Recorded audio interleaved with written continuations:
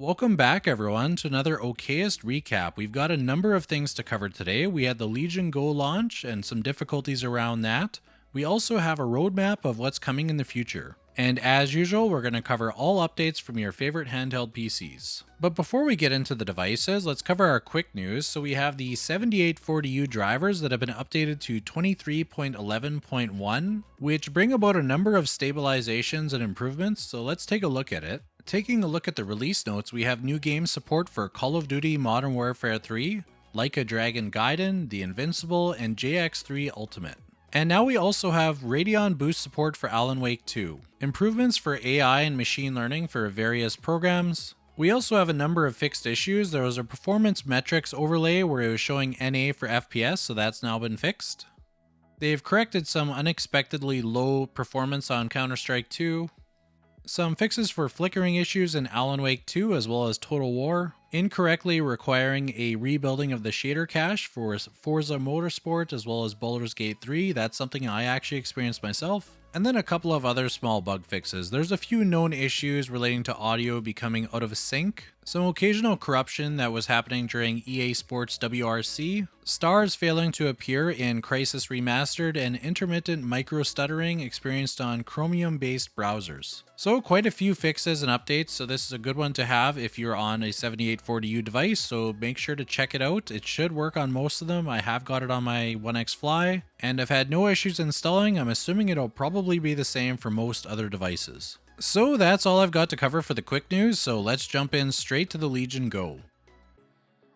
Well, the time is finally here and the Legion Go is finally released. Well, kind of. If you were living in the USA, there's a very high chance that you probably had your Best Buy order delivered on October 31st, or you could go to Micro Center and purchase there directly in store, which is actually what I did, but that wasn't necessarily the experience for everyone. So as a Canadian, I could talk about the Canadian experience. So I had pre-ordered from Best Buy, and I was one of those guys that was hitting F5, refreshing my browser over and over again until it finally came live. So I'm probably one of the first Canadians to actually have put an order in. And everything looked good. It looked like we were going to get it one day late, so it was supposed to come on November 1st, but unfortunately it was delayed till November 10th, and then back to November 1st, and then back to November 10th. So I'm not really sure what happened there, whether this was an issue with Best Buy or them not receiving the units from Lenovo. We're not really sure at this point, but it seemed to be the experience for people across the world that were in different countries. They were also experiencing kind of similar things. Some users that had ordered off of Lenovo's website had a pretty large delay where they had been told originally November 1st or October 31st, and then suddenly their new date was sometime in February. Others were told when they checked in that it would be November 1st, but then it never actually arrived, then later changed to November 10th. So I really don't know what happened here or what went wrong, but if you went to Micro Center's website, you could see that they had plenty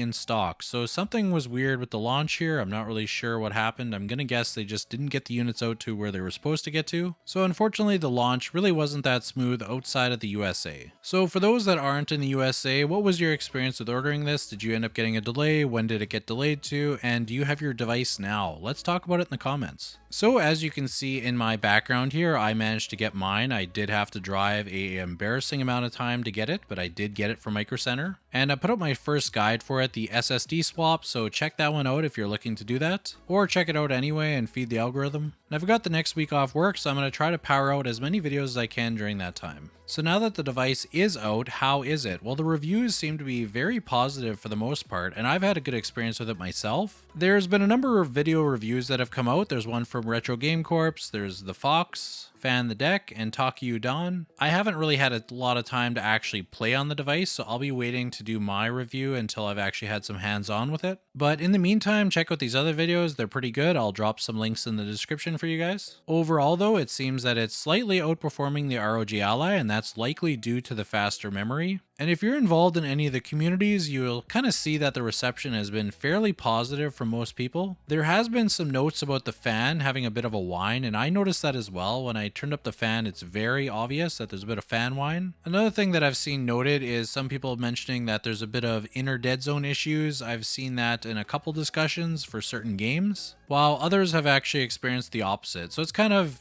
hit or miss, I guess, at this point. The FPS mode has also been mixed reception. Overall, I would say probably more people positive on it than negative that I've personally seen. And my personal experience with the FPS mode is it does take a little bit of getting used to, but it's actually pretty neat. I think it's a cool feature actually. But of course I need to actually spend some time in some games and playing maybe some competitive online to see how it goes. But that'll be something that I cover a little bit later on in my review. Alright, so now you're caught up on some of the launch challenges and I guess the general perception from the community of the device. But what's coming next? So thankfully Lenovo has been fairly connected with the community. They've been discussing what their plans are, I guess throughout this whole time, even prior to launch. So they've laid out a bit of a path of what's coming in the near future, which is very promising to see, so let's take a look at it. There's a number of updates coming to Legion Space. There's also some new AMD drivers that'll be coming within 72 hours of that post. And they clarified that there's 3 gyros in total in the device, 2 in the controllers and 1 in the body. The first update for Legion Space is supposed to come on November 10th, and then the next one is anywhere between 2 weeks to 1 month after that. Some of the updates to expect on November 10th is a darker UI option that they're going to be adding in. There's also DPI settings for FPS mode. They're working on some optimizations for the right Legion button to make it a little bit more intuitive for performance settings and different toggles. They're also working on addressing the dead zone issue that I was talking about, as well as the trackpad DPI. And then in the November 10th update, they're planning to make the apply game profile more intuitive. So I'm not sure what that means, but it's going to be something that we can check out on the 10th. The new VGA drivers within 72 hours, that should be live, I guess, probably close to the time that you're watching this. So let's hope that they were able to meet that. They've also left a link on where we can download these updates. So maybe just make note of that and put it aside for when the actual updates are out so that you can get it right away.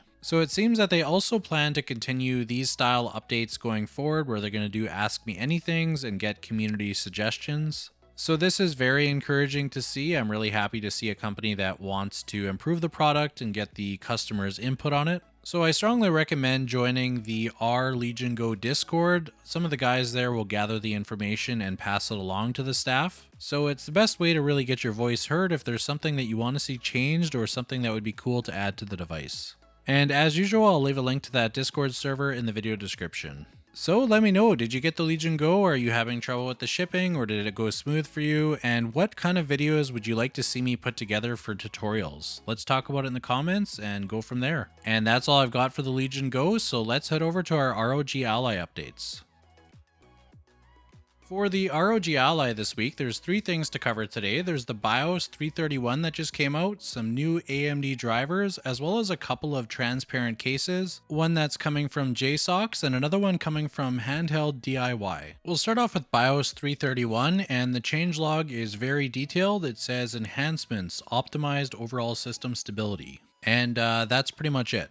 There is some updates though on the MCU 315 that came out on October 30th, so there was a bug fix for the Ally controls where they were switching to gamepad mode and desktop mode, and then also fixed some code that was affecting, I guess, the RGB brightness, so that should be fixed in 315. And then taking a look at the AMD driver update, we now have support for HyperRX, so that's great to see. We have the added support for a 1600 by 900 screen resolution, and then 3 bug fixes, one for EA Sports FC 24 where it was crashing at launch, and then a fix for another game, Resident Evil Village, that was also crashing when launching, and then another bug fix that the Ally wasn't recognizing 8K 60Hz monitors. Another thing to note with these drivers is they are the equivalent of the 7840U, the 23.10.2, which recently was replaced by 23.11.1. So I'm sure we'll see another Ally driver update coming up soon. And next up, we have 2 transparent cases that have come out or are coming out very shortly. The first one is from Handheld DIY, and apparently it has a heat dissipation pad on the back.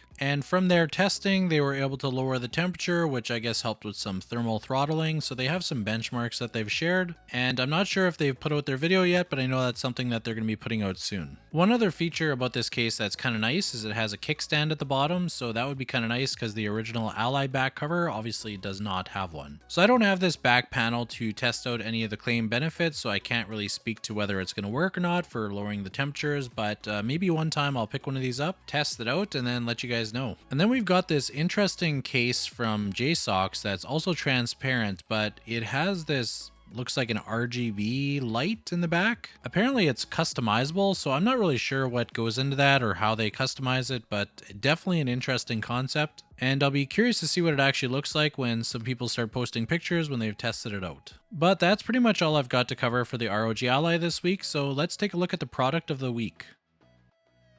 This week's accessory of the week is going to be a little different than my usual, so I'm going to take a look at the Simgot EM6L wired headphones. So let's take a look at what you actually get in the box. So you can slide this out, and then when you open up the box, you're greeted with your headphones and a couple of boxes that are underneath. So let's take a closer look at the headphones themselves. As you can see, they come in a glossy finish and they come in black and gold. They have a headphone plug-in as well as your speaker here. And overall, I think they look pretty sleek. So let's first take a look at what else we get in the box before we talk about it further. Inside this first box, we have our hard shell case for the headphones, and inside the case itself is your cord. So we have a braided cord with two ends that plug into the headphones and a 3.5mm headphone plug-in. And then in the other box we have our headphone pads. So we have three different sizes. We have small, medium, and large. So I'm going to go ahead and put these on off camera and we can talk a little bit more about the headphones themselves. And now you can see the headphones set up and they do look pretty sleek. One thing that I do like is that they have the cord set up in a way that it wraps around your ear to help hold it in place, and that's on both sides. One thing to note when you're plugging these in is they are actually labeled on the cords there. It's very hard to see on the camera here, but when you're setting it up, just make sure you plug in the right one to the right headphone. And like most headphones where the cord splits apart, there's a little ring here where you can move it up and down so you could adjust the, I guess, how far down it splits. The cord length is pretty good if you're going to be using it with a device. I don't think you're really going to need any more. And the most important part is actually the audio experience, and I found that they're really good for gaming, for movies, and for music. The bass is pretty punchy, which is kind of nice for shooters or for action sequences in movies. The one critique I would have is when I'm listening to myself from my videos, like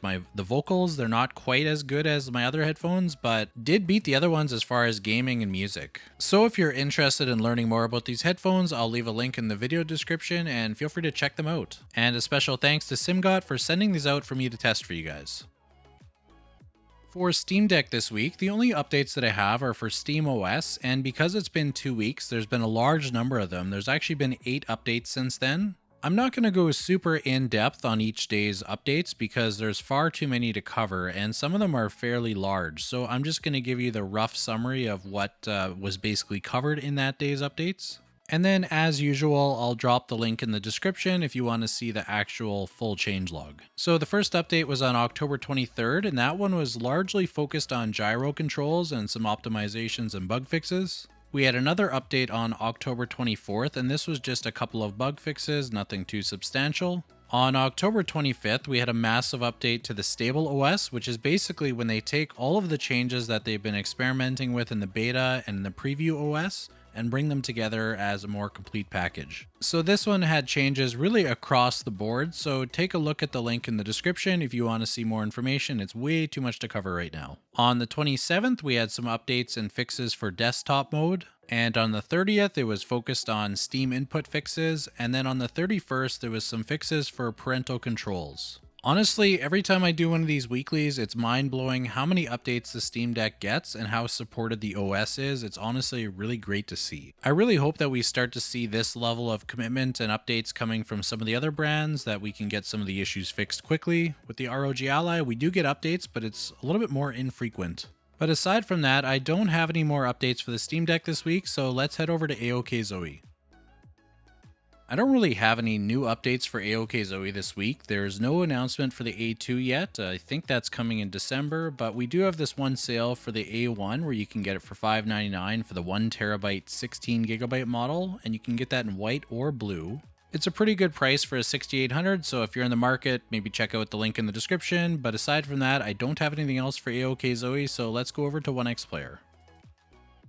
For OneXPlayer this week, I only have a couple things to cover. The first one is a new eGPU called the OneX GPU that's going to be coming out soon. We don't have all the information yet, but it sounds like we're going to hear more this next week, so once I hear more, I'll keep you guys up to speed and let you guys know next week. Aside from that, the only other thing is that they have another OneXPlayer showcase event that's going to be happening in Vancouver, Canada, and that's scheduled for, I believe, November 17th. I'm not sure I'm going to be able to go or not. It'd be really cool if I could, and even if I could host it, that'd be a lot of fun. It'd be nice to get to know some of you guys, but I'm not sure it's going to work. We'll have to see what happens. But aside from that, I don't have any other updates for OneXPlayer, so let's move on over to AYANEO.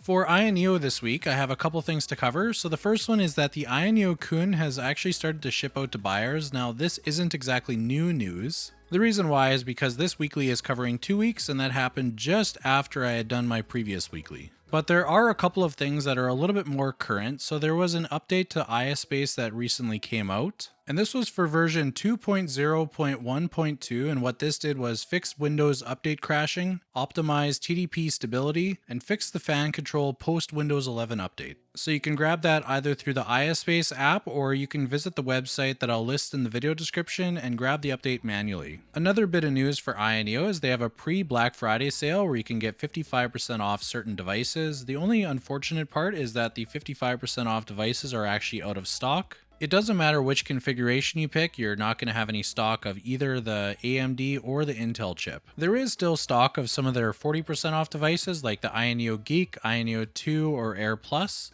So let's check out the Geek. Now, some of these are out of stock and some are still in stock right now. So if we pick the 1200p model, that's the Fantasy Black, we can see that it's still in stock. So you'll see the price shows $1,169. But if you click on order, then the price shows the actual sale price. So don't be tripped up by the initial price. It will go down to the sale price when you're in the cart. So if you're in the market for an AYANEO, check out the link in the description. I'll leave it down below. And that's pretty much all I've got for AYANEO. So let's head over to GPD. There isn't really much to cover for GPD this week. We're still waiting to hear when they have the 7840 back in stock. It seems like they were originally planning to have it at the end of October, early November, but we really haven't gotten much of an update. There's been a bit of conflicting stories on Reddit, so we'll have to see what actually happens here. One other bit of news is I'm actually going to be reviewing a Win 4 7640U very soon. Now, I checked with you guys to see what the general consensus on this chip was, and a lot of people are, I guess, skipping this one or not really that interested in it. But I'm kind of looking forward to reviewing it. I want to see how it performs versus the 6800U versus the 7840U. We haven't really seen a ton of content on this, so it'd be kind of interesting to actually do some testing. So if you're just curious about this device, or maybe if you're looking to see if this is something that might be a better, lower cost option, then check out that video when it comes out. Regardless if you're actually looking to buy one or not buy one, I think it's going to be an interesting video to kind of see how it actually stacks up against previous years and the 7840. But that's all I've got for GPD, so let's head over to AYN. For AYN this week, there's a couple things to cover. The first one is for the Odin 2. So it's been shipping out actually pretty quickly. There's been a number of different models that have had a number of units sent out. So it seems that the plan that I talked about last time, that where they wanted to start sending out about 1,000 units, has actually been coming true. They've been working on it and they've sent out a number of units already. I have an order in for the White Max, and it looks like it may be included possibly in the next round. I'm not sure. Like, my number is coming up pretty soon, so hopefully I'll be able to preview that for you guys soon. Another bit of news for AYN is they have a sale going on till November 11th, so you can get the Odin, you can get the Odin 2 or the Odin Lite, and they're at a discount. So if you take a look at the Odin here, you can see that it is on sale for $199 or $249 for the higher storage option. You can also get a discount on the Lite version that goes for $199 and $229 depending on which version you get. And then we also have some sales on the different Loki models. We have the Loki Zero for $224. This one has the 3050 chip, so it's not very strong, just keep that in mind, but it is fairly affordable. And then we have the Loki, the standard one that has the 6600U, and that one's going for $500, which is a pretty good deal for what it is. But for only $50 more, you can get the Loki Max, which has the 6800U, which is a solid chip, and at $550, that is super affordable for a brand new device. I haven't personally used this device, but at $550, that's a super good deal. If you're in the market, I would definitely check this one out. So that's all I've got for AYN this week, so that's going to wrap it up for that section, and that's also going to do it for this week's weekly. So I hope you enjoyed this video, and thank you for watching.